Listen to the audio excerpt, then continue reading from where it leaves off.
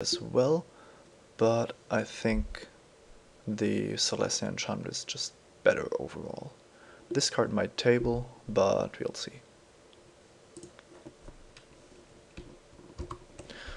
Next up we have Volatile Rig, 4/4 trample for 4. That's actually pretty good, even though it might explode at some point.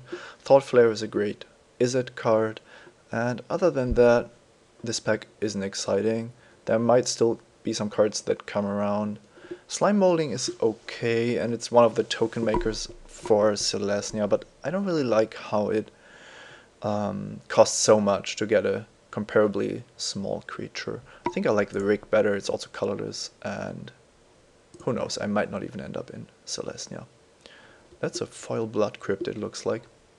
So once again, this is one of the top 8 drafts of the 64 mans. So of course people aren't looking to pick up cards of value as much as in a regular 8/4.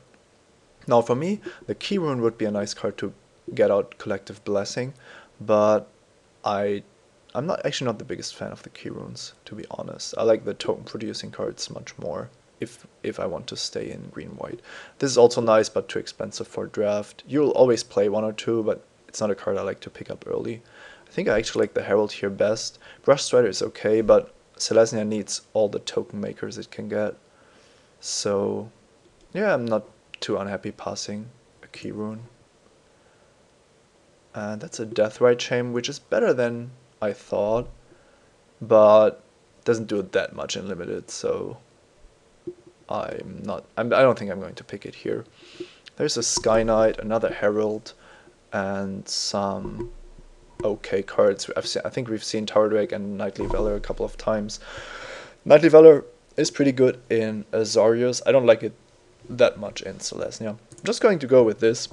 It seems like a weak card because it only gives you a 3/3 for 3, but it also chump blocks 1 turn, and if you want to draft populate cards, which I did in the draft number 1 of this tournament, then they're actually really great. And here we have Chorus of Might, which is okay, but I found that you can usually pick up tricks of all kinds later on. So there's Chorus of Might, Giant Growth, Swift Justice, and some more. Some of the populate cards are also combat tricks of a kind, so I don't like to pick this up too early. Between Seller of Songbird, Celestia Sentry, and Security Blockade, I think that Seller of Songbird is the best card actually, and it works best in the deck I'm trying to draft. So yeah, it doesn't look like much, but it's better than it looks. Next up, we could pick up a Towering Indrik. That's good, but I like my green-white decks to be as aggressive as possible, so I'm going with Common Bond instead, which is one of the premium tricks in the format. And we have a second chance at one of these monitors, which I don't like at all. The Celestia deck already has all these 3/3s for 2 and 3 mana, so spending turn 4 to get another 3/3 out of the deal is not what Celestia wants to do. A 2/2 flyer isn't what Celestia wants to do exactly, but I think it's still better. So that's what our curve looks like currently. I think that's a nice start. We picked up some of the key cards for Celestia already, and the cards we passed might put people into Celestia, but they don't have to. So this pick is actually interesting. Like I said, I would play 1 or 2 of these, but I don't pick them up too early. The Griffin is a bit better than the Soul, of course, and I'm surprised to see it here. However, it competes with all the 3/3s. Aerial Predation is actually a card that I really like and that we could pick up here, but I'm trying to make a more offensive deck, and I think that the Griffin is going to work better for that. And Rootborn Defenses is a great card to have as a trick and as a way to multiply your tokens. It also works great with this, even though you won't know if the rig explodes or not before casting this. The thing about Rootborn Defenses is that you get the token and then all your creatures are indestructible, so it can be really good in a defensive situation. Here, Trained Caracal I pretty much never play, while Tower Drake is a very good card, so I'm going to pick the blue card, even though I hopefully don't have to play it. Another chance at a Curses Accord, which does work nice with Collective Blessing, or a second Rootborn Defenses, which I like better, I think. This relies on me picking up some more token makers, but I think I can always get tokens for 6 mana if I want them. So let's just continue picking some cards of our color. The Curse of Might Wield, which is great with the Seller of Songbirds, and hopefully we don't have to play this. Basically everything we picked up is playable.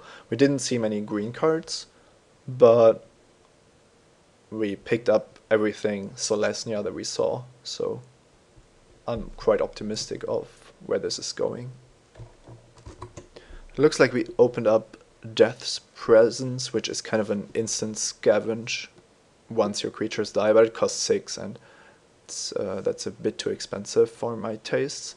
I like the Griffin here, a second one, giving me quite an air force, and the remaining Celestia cards are just not that great. Monitor, Guildgate, Growth, and Heroes Reunion. I probably would play the first 3 if they come around, so this pack might have something for us.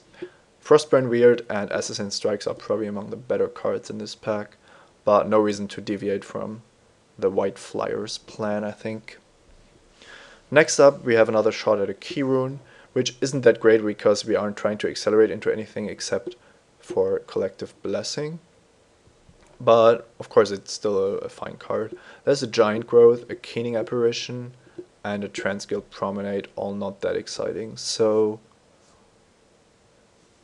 I feel like the Keening Apparition does more for us than the Key Rune, because we are already trying to do quite a lot of things at 4 mana, but we don't have any 2-drops yet. In the best case, we can pick up some Call of the Conclaves, but if we don't, we are going to need 2-drops. I will also gladly play the 1/3 Pegasus, if it comes to that. There would be another common bond for us, if not for Call of the Conclave, which I believe is one of the key cards of drafting Celestia in the way that I'm showing here. And we get rewarded, or lucky, whatever you want to call it, by picking up a 4th pick, Vitu-Ghazi Guildmage. That's a great sign that our signaling worked out very well. And of course it's a very unfair card, but I think most of you have probably already experienced that firsthand. In fact, the last round I played, round 3 of this 64-man, was a Celestia Mirror with 2 Vitu-Ghazi Guildmages battling against each other. Now, like I said, Aerial Predation is a nice way for Celestia to deal with troublesome permanents, but I already have quite a lot of flyers, so deciding between the Indrik and the Predation, the Indrik is just always going to be a creature which does something, while the Predation might be dead. So I'm going with the Indrik here, even though the Predation might help my flying creatures to get through at some point. That's a job that can already also be solved with the Blessing or one of the many combat tricks I'm going to pick up. So, for example, if my opponent plays a 4/4 flying dragon, a combat trick or a Collective Blessing are going to be just as good as the removal spell for flyers. Next, there is Avenging Arrow and Sundering Growth. I think Rogue's Passage is actually not that bad, but this is not the deck where I want it, so I'm going to pick Avenging Arrow. I don't like the card, but in green-white you need to pick some cards that deal with opponent's creatures.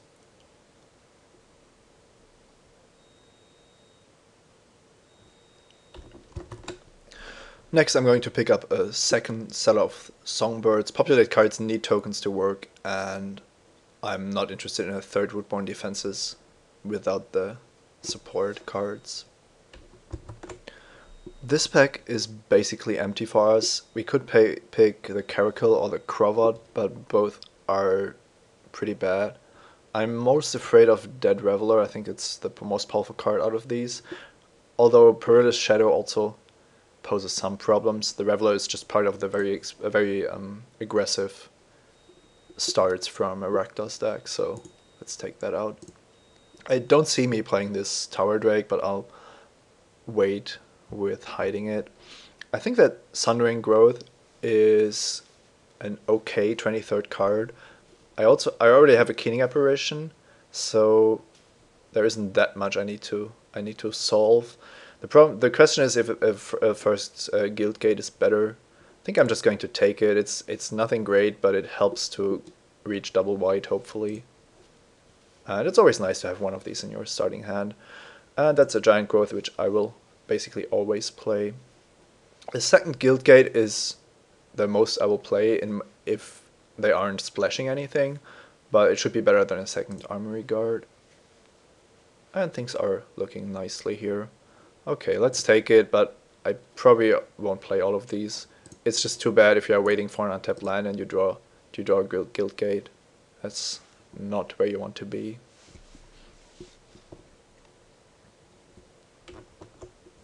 And I actually like Terrace Worm quite a bit. I think it's somewhat underrated. You get a 5/4 for 7, but then you also get the effect to put 5+1/+1 counters on something, and that usually makes a monster out of any creature. So it's basically an expensive creature with a very solid 2-for-1, sometimes 3-for-1, 4-for-1. And I think more Golgari decks should start playing this card and putting its counters on, well, cards with lifelink and so on. The best cards here are definitely Abrupt Decay and New Prof Guildmage, which I can't cast yet, but I could try to splash Abrupt Decay. Chorus of Might, Ice in the Skies, and Concordia Pegasus are not exciting.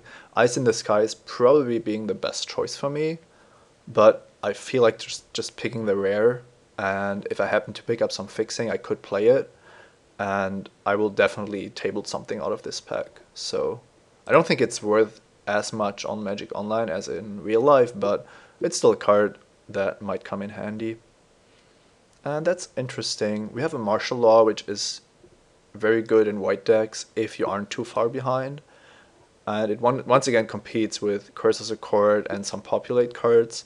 I think that's a clear pick for me. And once again, a pack where we should get something on the wheel. Next, we won't get anything with a token, but we have the choice between 3 powerful cards in Arrestor, Swift Justice, and Rubbleback Rhino. As I said, I like to play this as aggressive as possible, and that means a low curve and combat tricks. So I feel like the Arrestor is more important than Swift Justice at this point. I am passing on the Guildgate, but I don't think that playing the Abrupt Decay is that important that I'm going to waste strong picks on it. And the Arrestor certainly fills an important role in my deck. Next up, some okay cards. I don't like Gobbling Ooze. I do have quite a lot of creatures to sack to it, which might make it a bit better with my 2 Seller of Songbirds and some Populate cards. The question is if it's better to just pick a Crocodile or an Aerial Predation for the sideboard, or maybe for the main deck. Like I said, it's kind of like a 23rd card. Yeah, I like the Predation better, even though the Ooze was probably pretty good in this deck I'm drafting. Next up, Towering Indrik, Swift Justice, and the very expensive Horncollis Chant. I had this in my last deck because I needed tokens over anything basically, but I don't like to play it that much. I think Swift Justice is the card I want here, adding to my mix of removals, combat tricks, Chorus of Might, Giant Growth, Common Bond, and Swift Justice. After that I won't have to take combat tricks highly anymore, but I probably want another Common Bond. With 2 Seller of Songbirds, I don't see a problem getting some creatures into play, and Common Bond just helps these creatures immensely. So things aren't looking too well for Abrupt Decay at this point. I don't see a reason to splash it currently. And this might be the time where we pick up another 6-drop. We don't need the Guardian in this deck, and I don't want another Swift Justice or the Sanctuary. So 6 mana is fine to pay in any 17 land deck. So this being the top of the curve looks good. And all these 2-drops get much better once you have 2 Common Bonds, which is nice. Chorus of Might might not make it, but I'm going to take my on-color cards anyway. Now, I did play 2 Druid's Deliverance, and they did a pretty good job last 3 rounds, but now I'm limited to only 3 cards that make Centaurs if we don't count the 6-drop. So I think just picking the 6-drop itself is a better play here, although I kind of like the Deliverance also. And people just don't like this card, it seems. I always love to have some in my deck. I also like Rubbleback Rhino, but more against Selesnya than in it. And that's also one of the reasons why I pick up all these combat tricks. I think Swift Justice is just better. If necessary, I'll have to cut some of the combat tricks and other spells for more creatures, but that's perfectly fine if you have combat tricks of this quality. Yeah, things are looking fine. So let's wait for the deck building and see how it goes. So let's see what we have here. Of course, gold card being what they are, almost always make the cut. I'm not the biggest fan of Chorus of Might because it's just quite expensive. And usually it's more important to have a cheap combat trick to play. Now, Armory Guard can probably stay in the sideboard, hopefully. But this is already 26 cards with quite a bit of spells. Now, counting these creatures is a bit different from regular decks because we have the 2 Accords, the Call of the Conclave, and some populate spells as well. Now, while Gobbling Ooze sounds like it's going to be fun with Seller of Songbirds and some populate stuff, I just don't think it's very good. So, while I would like to try this card, it sounds like we might also be able to get around its disadvantage by pumping up one of our creatures to more than 5 toughness or more than 4 toughness, or just making our creatures indestructible. It's also great with the Blessing because our creatures aren't going to die, and it gives us a very good threat on the board, of course. Now, the question is, do we cut some of our combat tricks? With 5 we have quite a bit, even without playing Chorus of Might. Then we have the option of playing Avenging Arrow or Aerial Predation, but there's also 2 Rootbound defenses that would like to get played. However, I think that the defenses are just not reliable enough to copy a 3/3, because the amount of cards we have making 3/3 tokens is actually rather low. I kind of like going turn 3 Seller, go, and then just having 3 indestructible power when they attack us, but I don't know if that's worth it. I think it might just be better to play the small creatures and to rely on the combat tricks instead. So I'll take these out. And now, both of these aren't the most offensive cards because Avenging Arrow needs the creature to deal damage first, and Aerial Predation only hits flyers, and if we are on the offensive we can't use the life gain, and there might even be decks where it doesn't have a target. So I think the best way to go with this deck is to just cut all the situational cards and to go with more offensive power instead. So This is 23 cards, and with this plan, I think it's probably better to play a Chorus of Might rather than a second Cursor's Accord. That looks like it's going to pack more of a punch. Now, one thing that's always important is if you are playing more combat tricks than, let's say, 3, is that most of the time you're going to have combat tricks but no creatures to put them on. And that's very important to keep in mind when attacking and blocking in the early game. So one of my main goals is going to be to use my combat tricks early to keep my creatures alive. And that's going to make my whole deck better. I mean, every spell I have, except for Martial Law, is only good if I have creatures, and it's better if I have more creatures, and so on. So that's why I also need to play one of these. If I draw 6 or more lands, it's going to be very helpful to have 2 Centaurs, but other than that, I'm just going to have all these efficient cards and try to overwhelm my opponent with the amount of combat tricks I have. There is one more thing that some opponents might be aware of this, and they just don't block in the early game to not give me an option to blow them out with Common Bond. So that's another thing that's important. I feel like this deck would like to have one more creature just to be on the safe side. We have 13, 14, 15 creature cards and 6 combat tricks, which is just probably a bit too much. So the question is if Gobbling Ooze, Armory Guard, or Cursor's Accord do the job here. I think Gobbling Ooze could be the answer. I don't like it, but it does work quite well with our deck. There is no question there. I haven't had the best experiences with this card though.